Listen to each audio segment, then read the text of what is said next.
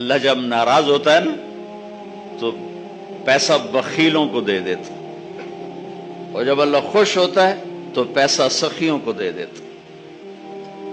اس کی ناراضگی کی نشانیوں میں سے ایک نشانی ہے، موسیٰ علیہ السلام نے پوچھا یا اللہ جب تو راضی ہوتا ہے تو کیا نشانی؟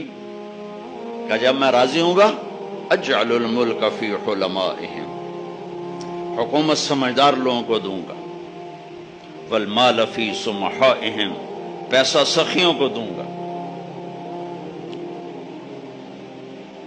وَأُمْطِرُ عَلَيْهِمْ إِبَّانَ حَصَادِهِمْ وَأُمْطِرُ عَلَيْهِمْ إِبَّانَ زَرْعِهِمْ أَمْنَهُ إِبَّانَ حَصَادِهِمْ۔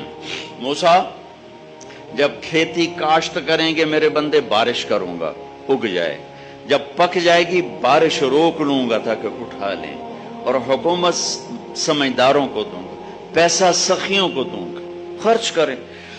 یا اللہ جب تو ناراض ہوتا ہے تو کیا نشانی ہے؟